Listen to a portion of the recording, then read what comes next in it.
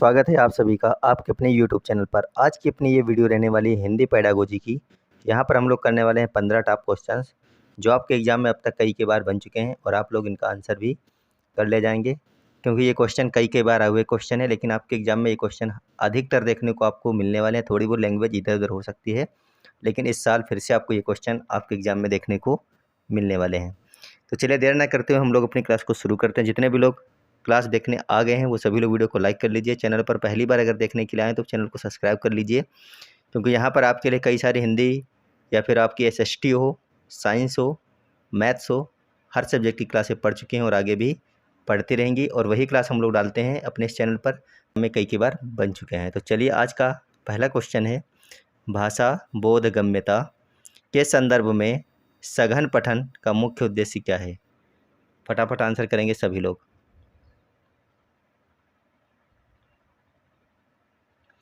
पहला ऑप्शन है केवल आनंद के लिए पढ़ना। भाषा बोधगम्यता के संदर्भ में सघन पठन का मुख्य उद्देश्य पूछा गया है, तो क्या केवल, जहाँ पे केवल लग जाए, हमने आपको कई बार बताया है कि अगर क्वेश्चन नेगेटिव नहीं है तो आंसर कभी भी नेगेटिव नहीं होगा। यहाँ पर केवल लग गया तो हो गया आपका गलत। उसके बाद में ऑप्शन नंबर बी है, पाठ की विस्तृत सूचना प्राप्त करने के लिए गहराई से पढ़ना। सघन पठन का मतलब क्या होता है कि किसी पाठ की विस्तृत सूचना प्राप्त करने के लिए उसको गहराई से पढ़ना, अच्छी तरीके से पढ़ना, 2 बार पढ़ना, तो ये सघन पठन कहलाता है। ऑप्शन नंबर बी आपका सही हो जाएगा। तीसरा ऑप्शन लिखा है केवल लेखक का नाम जानने के लिए पढ़ना, ये आपका गलत है। पाठ का सारांश जल्दी जल्दी पढ़ना, ये भी आपका गलत हो जाएगा यहाँ पर। तो ऑप्शन नंबर बी जितने लोगों ने कर लिया उनका सबका बिल्कुल सही हो जाएगा।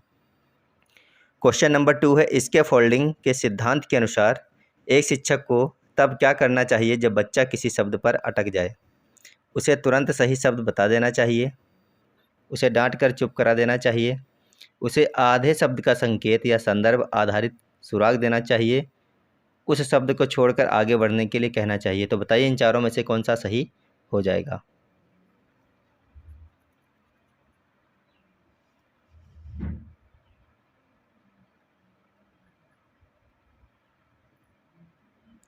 तो क्वेश्चन नंबर 2 के लिए अगर आप लोगों ने ऑप्शन नंबर सी किया है तो आपका बिल्कुल सही होगा। उसे आधे शब्द का संकेत या संदर्भ आधारित सुराग देना चाहिए, यही आपका होता है इसके फोल्डिंग।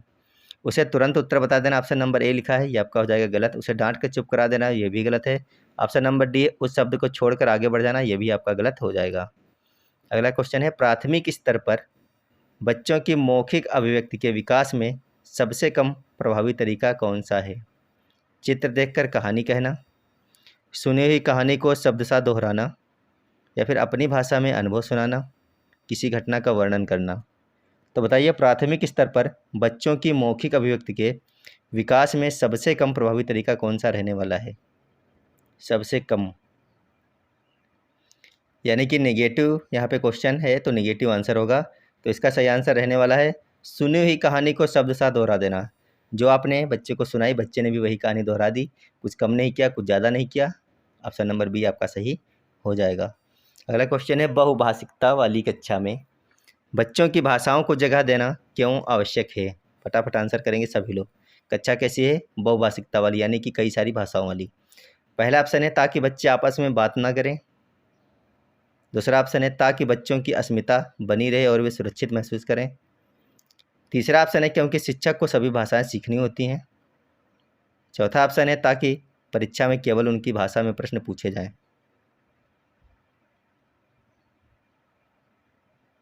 तो बताइए इनमें कौन सा ऑप्शन सही हो जाएगा?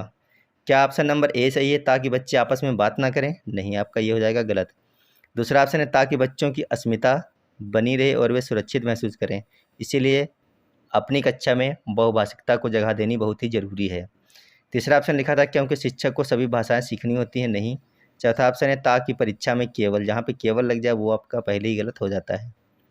अगला क्वेश्चन देखिए, भाषा सीखने में सामाजिक अंतःक्रिया की भूमिका पर सबसे अधिक बल किसने दिया? बात हो रही है यहाँ पर भाषा सीखने में सामाजिक अंतःक्रिया की।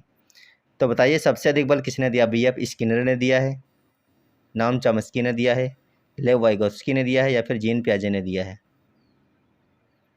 सामाजिक अंतःक्रिया आप लोग देखते ही समझ गए होंगे, यहाँ पर हो जाएगा लेव वाइगोत्स्की। अगला क्वेश्चन है, सतत और व्यापक मूल्यांकन का प्राथमिक उद्देश्य क्या है? सतत और व्यापक मूल्यांकन का जो पहला उद्देश्य है, प्राथमिक मीन्स होता है पहला, तो पहला उद्देश्य क्या है? बच्चों को उत्तीर्ण या अनुत्तीर्ण घोषित करना? नहीं, नहीं, ये आपका हो जाएगा गलत। दूसरा ऑप्शन है यह समझना कि बच्चे कैसे सीख रहे हैं और उनमें सुधार कैसे किया जाए। 6 का ऑप्शन नंबर 2 आपका सही लग रहा है या फिर नहीं लग रहा है, बताइए एक बार। ये आपका हो सकता है यह समझना कि बच्चे कैसे सीख रहे हैं और उनमें सुधार कैसे किया जाए। आगे बच्चों की गलतियों की एक सूची तैयार करना, प्रत्येक पाठ के अंत में परीक्षा लेना, ये भी गलत है। सही कौन सा है? ऑप्शन नंबर बी यहाँ पर आपका सही हो जाएगा। क्वेश्चन नंबर 7 है व्याकरण अनुवाद विधि की सबसे बड़ी कमी क्या है? क्या बताना है आपको है व्याकरण अनुवाद विधि की सबसे बड़ी कमी क्या है? पहला ऑप्शन है इसमें लेखन कौशल पर ध्यान नहीं दिया जाता। दूसरा ऑप्शन है यह मातृभाषा के प्रयोग को रोकती है। तीसरा ऑप्शन है यह स्वाभाविक बातचीत के कौशल को विकसित नहीं करती। जबकि चौथा ऑप्शन है इसमें केवल, तो जहाँ पर केवल लग जाए उसे काट देना है। तो बताइए इन तीनों में से कौन सा हो जाएगा? यह मातृभाषा के प्रयोग को रोकती है क्या व्याकरण अनुवाद विधि? तो ऑप्शन नंबर बी भी आपका गलत है, ये भी गलत है। जो सही है वह कौन सा है? यह सी है, यह स्वाभाविक बातचीत के कौशल को विकसित नहीं करती। अगला क्वेश्चन है भाषा की कक्षा में मुद्रित समृद्ध परिवेश से क्या तात्पर्य है? कक्षा की दीवारों पर सुंदर चित्र बनाना, कक्षा में ऐसी सामग्री लगाना जो बच्चों को भाषा प्रयोग के अवसर दें, जैसे कविताएं और चार्ट, स्कूल की लाइब्रेरी में बहुत सारी किताबें होना, बच्चों को प्रिंटेड नोट्स देना। तो यहाँ पर कौन सा ऑप्शन सही हो जाएगा? तो जहाँ पर बच्चे को अवसर की बात है सबसे पॉजिटिव आपका आंसर होता है। यहाँ पे देखिए लिखा है प्रयोग के अवसर दें, तो यानी ऑप्शन नंबर बी आपका सबसे सही और सटीक आंसर हो जाएगा। बाकी ए सी डी आपके हो जाएंगे गलत। अगला क्वेश्चन है एक भाषा शिक्षक के रूप में आप बच्चों के स्व आकलन को कैसे बढ़ावा देंगे?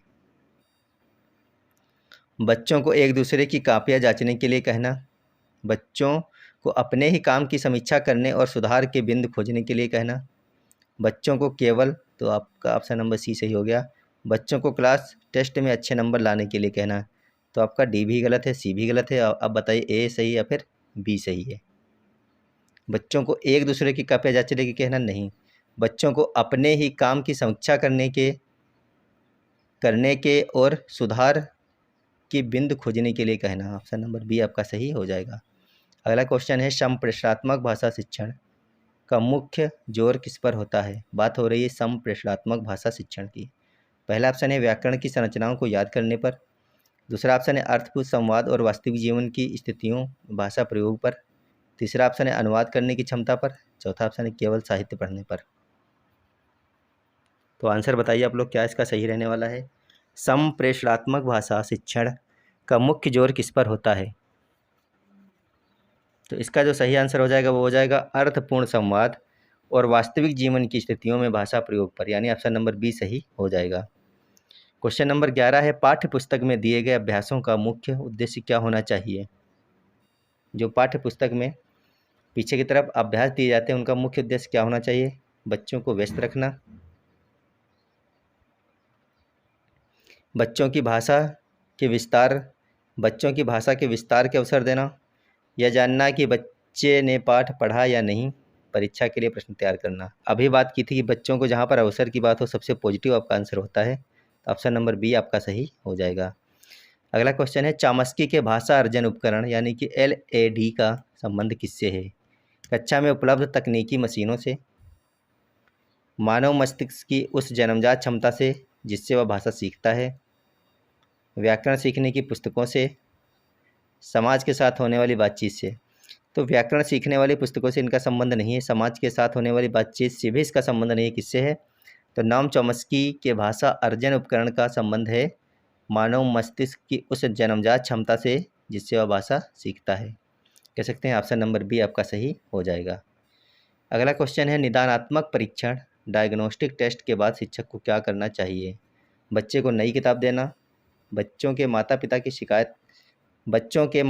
शिकायत करना, बच्चों की कापियों के आधार पर उपचारात्मक शिक्षण करना, या फिर बच्चों को अगली कक्षा में न भेजना।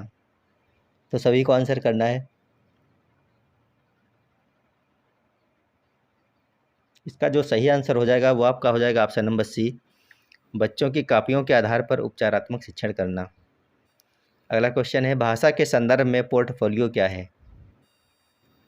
बच्चों के अंकों का विवरण है, बच्चों के कार्यों का क्रमिक संग्रह जो उनकी प्रगति को दर्शाता है, केवल बच्चों के चित्रों का संग्रह है, शिक्षकों उपस्थित का रिकॉर्ड है, नहीं क्या है, बच्चों के कार्यों का क्रमिक संग्रह जो उनकी प्रगति को दर्शाता है। ऑप्शन नंबर बी आपका सही हो जाएगा। अगला क्वेश्चन है, यदि कोई बच्चा कक्षा में अपनी मातृभाषा का प्रयोग करता है तो एक शिक्षक के रूप में आपकी प्रतिक्रिया क्या होगी? उसे कक्षा से बाहर निकाल दोगे? नहीं। अगर कोई बच्चा मातृभाषा का प्रयोग कर रहा है तो आपको बाहर नहीं निकालना है, ये चीज़ आप लोगों को याद रखनी है। क्वेश्चन इसी प्रकार से आपके एग्जाम में घुमाएंगे आपको। आगे लिखा उसे डांटना और केवल मानक भाषा के लिए बोलना नहीं। तीसरा लिखा है ऑप्शन, उसकी बात को सम्मान देंगे और उसे समझने का प्रयास करेंगे। आपका ऑप्शन नंबर सी सबसे सही और सटीक आंसर हो जाएगा। उसकी भाषा का मजाक उड़ाएंगे, ये भी आपका हो जाएगा गलत। तो ऑप्शन नंबर सी जितने लोगों ने कर लिया था उनका सबका बिल्कुल सही हो जाएगा।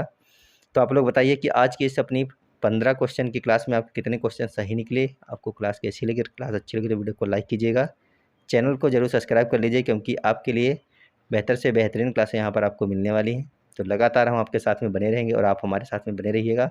मिलेंगे आपको अगली क्लास में, जब तक के लिए स्वस्थ रहिएगा, मस्त रहिएगा। धन्यवाद, बाय बाय।